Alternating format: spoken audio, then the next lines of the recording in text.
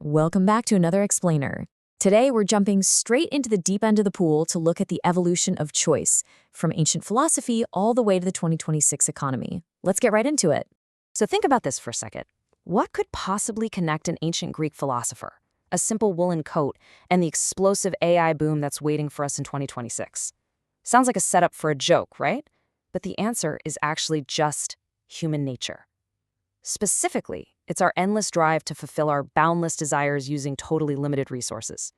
You see, economics isn't just some dry science of charts and numbers. It's the fundamental story of human behavior.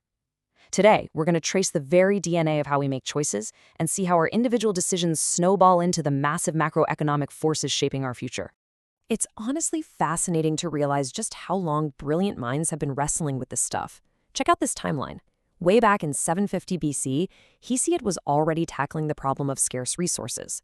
By 350 BC, you've got Aristotle questioning the sheer morality of acquiring wealth. Jump forward a bit to the Middle Ages, and Thomas Aquinas is deep in debate over what a just price even is. And then, in 1377, Ibn Khaldun is literally mapping out how taxation cycles can make or break entire dynasties. So these aren't just dusty old ideas. They are the absolute bedrock of how we organize society. To really hammer home how relevant these ancients still are, look at this powerful quote from Aristotle.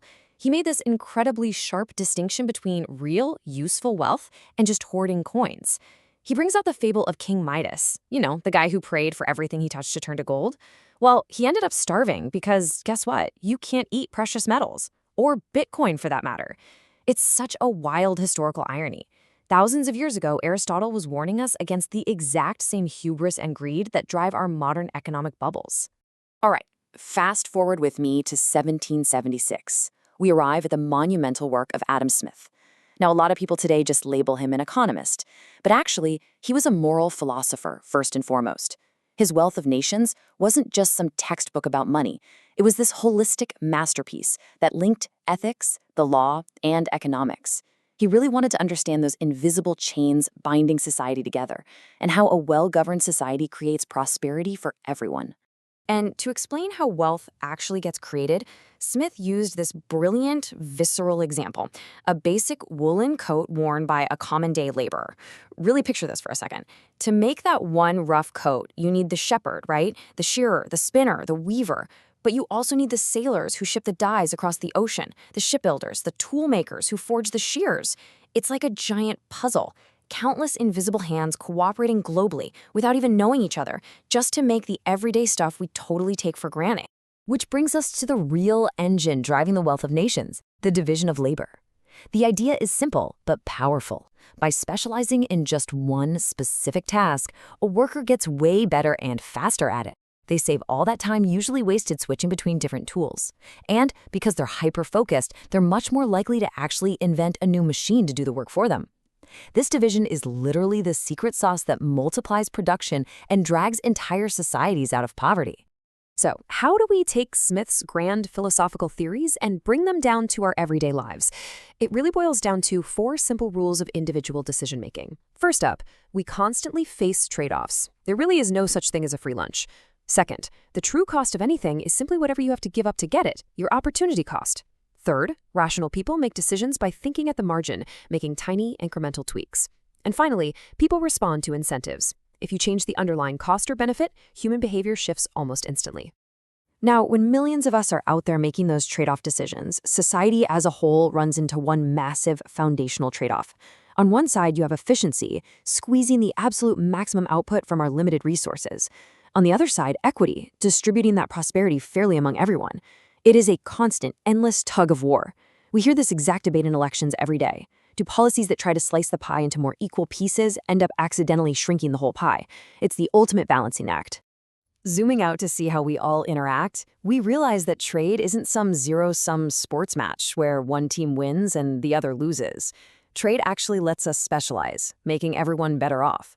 And while decentralized free markets are generally fantastic at organizing all this through the invisible hand, they definitely aren't perfect. That third point on the slide is absolutely crucial.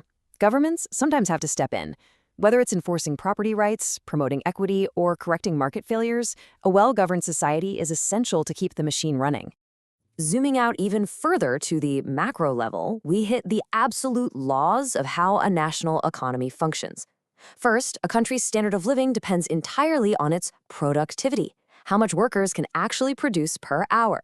Second, when governments print too much money, its value drops and prices go up. Hello, inflation. And third, in the short run, society faces a brutal trade-off between fighting that inflation and keeping unemployment low. That dynamic right there is what dictates the business cycles we all live through. Okay, so why does all this ancient history and foundational theory matter to your wallet right now? Well, because those exact same invisible hands are currently steering our immediate future. Let's look at the Oxford Economics forecast for the year 2026. Their main takeaway?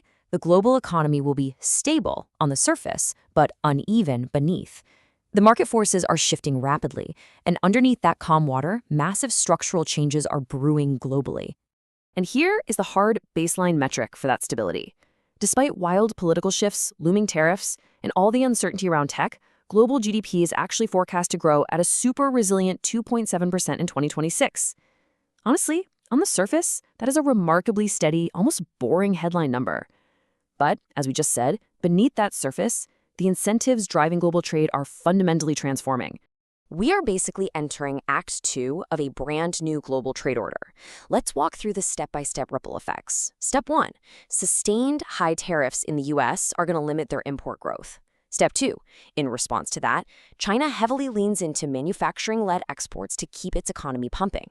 Step 3, as China exports more and more, their prices drop, which puts intense direct competitive pressure on advanced economies like Europe and Northeast Asia.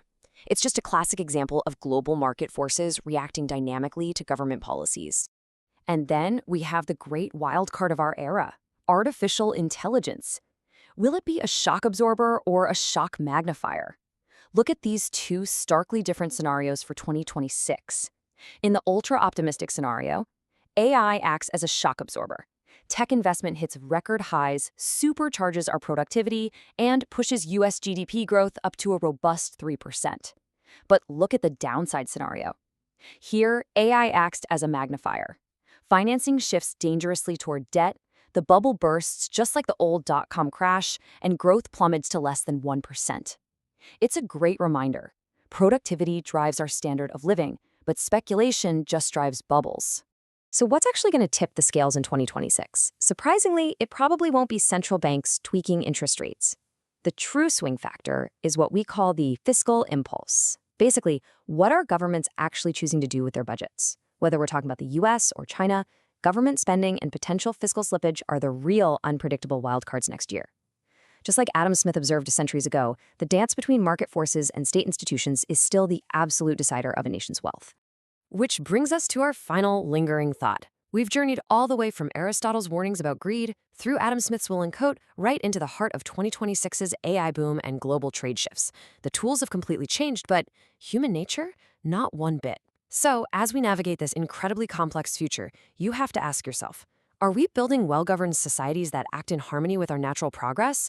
Or are we, just like King Midas, doomed to repeat the hubris of the past? Definitely something to chew on as you watch the economy unfold.